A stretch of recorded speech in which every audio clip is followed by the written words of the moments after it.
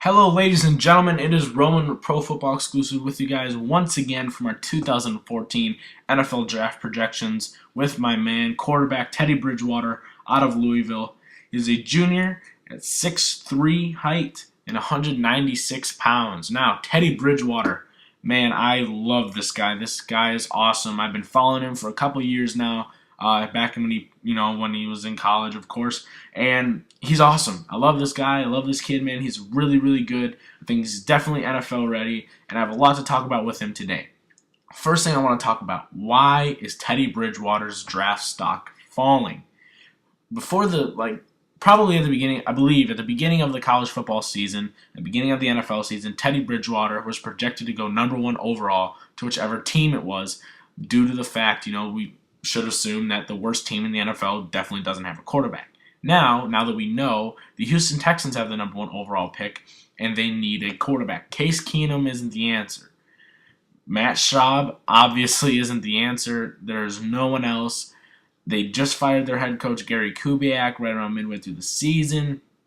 And now they have Teddy Bridgewater coming in. They have a couple great quarterbacks coming in with the names of Johnny Manziel, who I have a video of. Make sure you check that out as well on my channel.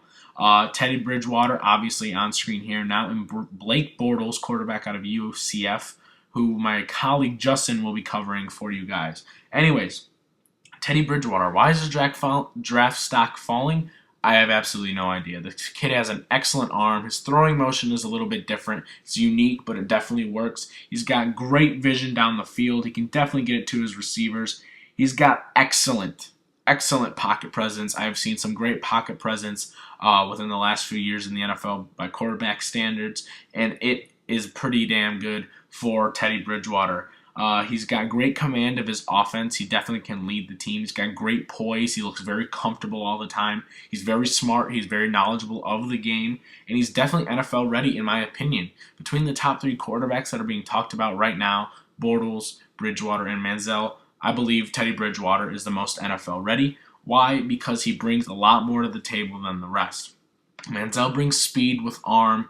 He can definitely lead a team, but I just don't think he's as good as Bridgewater. Bridgewater can't run like Manziel can, but I believe Bridgewater definitely brings a lot more to the table. His vision, his throwing, his knowledge of the game, his command, his poise, everything. He just looks so comfortable quarterbacking, whether it's in the shotgun or under center. Whatever he's doing, he's always under control. He's got a lot of poise, and he always takes command of that team. His draft stock is falling for I have absolutely no idea. I don't understand why. If you could explain to me, please explain. I believe he brings the most to the table, like I've stated before, and I believe he fits very, very well in Houston. Now, before I get to Houston, I want to talk about Teddy Bridgewater's stats as a junior throughout the season. Now, Teddy Bridgewater, he's mainly a pocket guy. He's mainly a pocket passer. He definitely rushes a couple times, but not as much as he should. Anyways, 2013 stats: throwing 303 completions out of 427 attempts, which is a 71% completion rate, which is an astounding number, which is a great, great number to have. 3,970 yards, almost cracked that 4,000 yard milestone. 9.3 average per throw, per completion. 31 touchdowns, and a great number at 4 interceptions, which is an awesome number. Teddy Bridgewater is definitely a thrower. He's not the biggest guy. He doesn't have the biggest arms. He doesn't have the biggest body, but he definitely has the arm to get things done, obviously, as his stats have shown this past season. And I mainly want to focus on past season because that's the season that everyone will remember when he goes into the NFL, when he gets drafted. Now, rushing, he doesn't do a lot of rushing, but I thought I'd throw the stats out there for you guys, for those that wanted to know. His 2013 rushing stats are as follows: 63 rushing attempts, only a weak 78 yards out of those 63 attempts, 1.2 average per rush, and 1 rushing touchdown through the season. Obviously, horrible numbers, but what are you going to do? He's a pocket passer. Not every quarterback runs. Look at Peyton Manning. Rarely ever runs, and he's arguably the greatest of all time. in the NFL for the quarterback position. But he's a great passer. One number that really stands out to me is that completion percentage. I mean, that is a great number. Manziel had a 69% completion percentage, but 71% is honestly a bigger number than 69, obviously. But talking about completion wise, that is an awesome number to have. He averaged 9.3 yards per completion, which is another great number. That's almost a first down every completion. 31 touchdowns, 4 interceptions is a great number to have in his final season. He was in talk to be the Heisman winner before the season started. Everyone thought he'd be the Heisman winner. He'd be the Heisman winner until Jameis Winston, who is definitely going to get his turn in the coming future for football talk. But Jameis Winston ended up winning as a freshman, the youngest ever. But Bridgewater, what happened to Bridgewater? He fell off the radar. No one started talking about him. Why? Because the team, not Bridgewater, the team faltered. Bridgewater played a great year, obviously, as you can tell by his stats. They ended up winning the Russell Athletic Bowl against Miami, 36-9. Yeah, it's not the greatest number, the greatest, bowl game of all time. It's not the biggest stage like the BCS National Championship, but he still performed very well in the Russell Athletic Bowl, which I'll get to in a second. But he just faltered. I mean, he just kind of flew under, and everyone started talking about A.J. McCarron and Johnny Manziel again, Blake Bortles even, and he just fell off because the team faltered, the defense slacked, the run game didn't perform up to standards, and that's the only reason he wasn't like top 3 for Heisman. Jameis Winston rightfully deserved it. Jameis Winston's a great guy. He's a great quarterback, and that's just what happened. I don't know why. I love Teddy Bridgewater. I've been following him for a few years now, like I've stated before, and I definitely think he's NFL ready. But before I get on to Houston and why he's NFL ready, we're going to talk about how he performed his last 2 seasons in bowl games. He had one big bowl game, which was the Sugar Bowl, early on in 2013 against Florida, and later on in the year in December against Miami in the Russell Athletic Bowl, like I stated before. They won 36-9, and here are some stats for Teddy Bridgewater in that recent bowl game about a month ago. He had 35 completions, 40 out of 45 attempts, which is a good number, 447 yards passing, great number, 77.8% completion rate, great number, but that's only in one game, 3 touchdowns, 0 interceptions, which is great to have, 6 rushing attempts for 24 yards, and 1 rushing touchdown that game, 4 touchdowns total. So he obviously played a great game against Miami, bashed Miami 36-9, and he played a great game. And that's what I expected. Miami surprised this year by beating Florida, I believe, this past season, and Louisville came in and just killed them. But yeah, Teddy Bridgewater played an excellent game, 77.8% completion rate. It's a great number to have in a game, especially a bowl game. Yeah, the bowl game isn't as big a stage as the BCS National Championship or the Sugar Bowl or Cotton Bowl, but he definitely played well. He played very, very well. Moving on to January of 2013, the Sugar Bowl against Florida. This was when they were ranked 21 at the time, and Florida was ranked number 4. So this was a big game. Louisville had just won the Big East.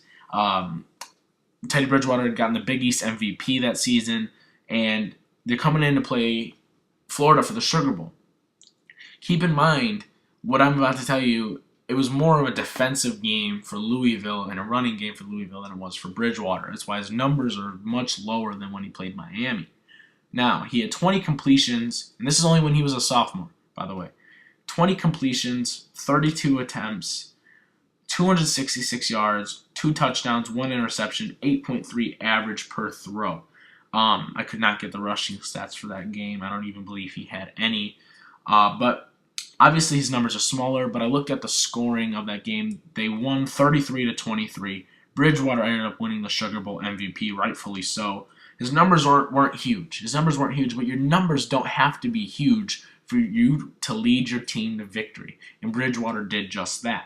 And that's why he is a great commander of this team. He's NFL ready. He brings a lot to the table. He won this game by 10 points. They were winning 33-17 late in the game, which is still a pretty big lead for a bowl game like that, the Sugar Bowl, and to win the MVP. And his numbers weren't huge, but he definitely brought his team to victory. It was more of a defensive effort and a rushing effort, which led this team to victory in the Sugar Bowl against Florida. But Bridgewater, nonetheless, still had a great game. Now, moving on to what matters the most. Why, in my opinion, does Teddy Bridgewater fit best in Houston? And why does he deserve to go first overall?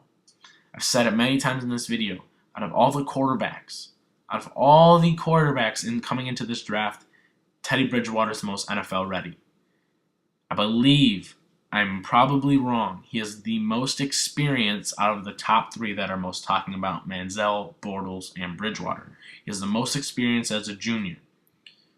He has an excellent arm. He's very knowledgeable of the game. Great command of the offense. Great poise under pressure.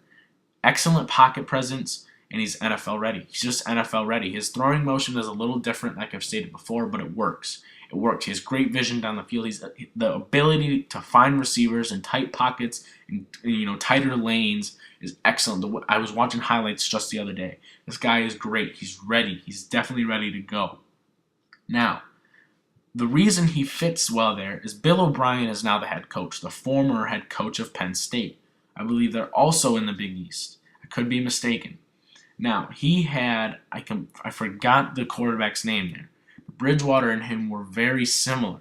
In Bridgewater, to have a coach also from the East, who also worked with a younger quarterback, to come into the game, the NFL, it's perfect. It fits well. I mean, you have Andre Johnson, arguably one of the best receivers in the NFL today, that can stretch the field. You can go vertical with him, toss it deep downfield, and hit him for a touchdown for 80 yards.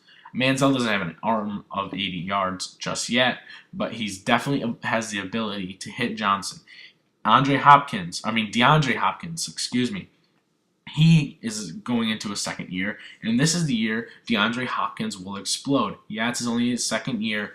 Could be the quote-unquote fake sophomore slump, but he can do it as well. He can get Hopkins involved in the offense. He's younger as well, and they need to bring in a young quarterback if they want to get this franchise a Super Bowl title. I'm not saying Bridgewater is going to immediately win a title. It's going to take some years. They still need to focus a lot on defense. They have a lot of holes in their secondary, a couple holes on the line besides J.J. Watt and Brian Cushing, but they have to go with a quarterback. They have to. Case Keenum can't do it. Matt Schaub can't do it. And Teddy Bridgewater is the most NFL ready out of these quarterbacks. Once again, I have no idea why his draft stock is falling to these quote-unquote experts. Yeah, what they say won't exactly mean everything, but they are experts that are right at least 75% of the time. So, but they've also got Owen Daniels, as a tight end over there in Houston, an under-the-radar tight end who also doesn't get a lot of credit. He's very good as well. And to have a tight end like that for Bridgewater, a younger guy, only 21 years of age, that's perfect.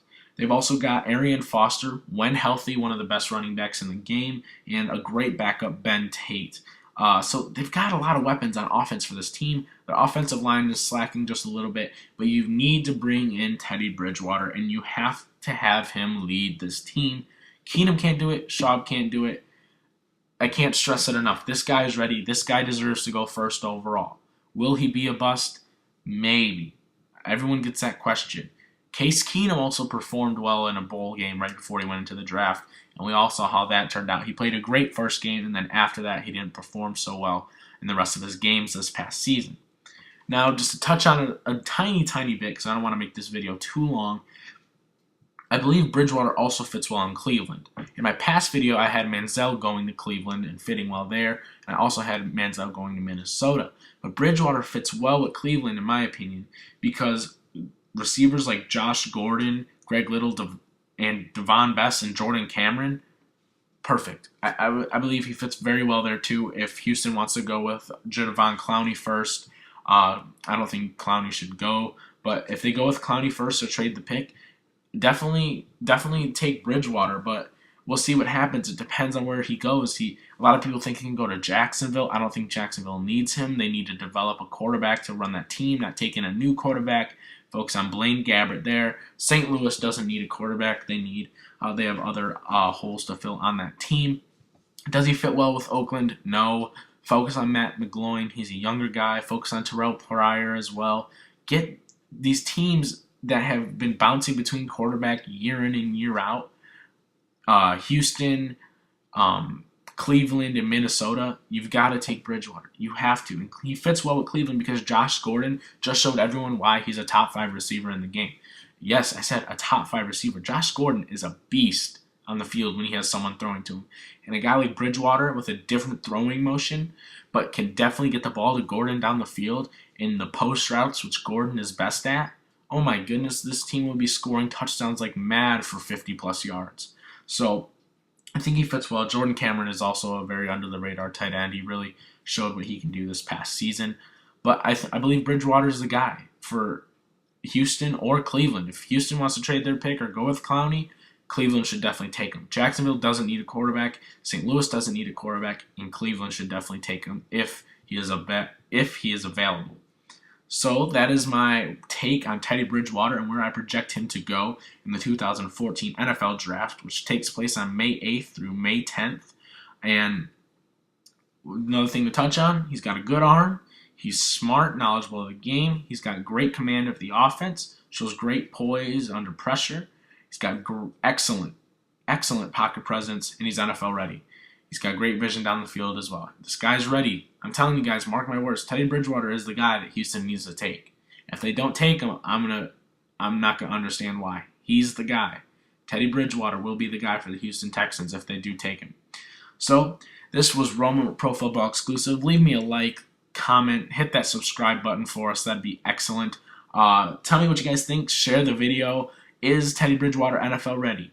Where will he fit best, whether it's with Houston, Cleveland, Oakland, or Minnesota?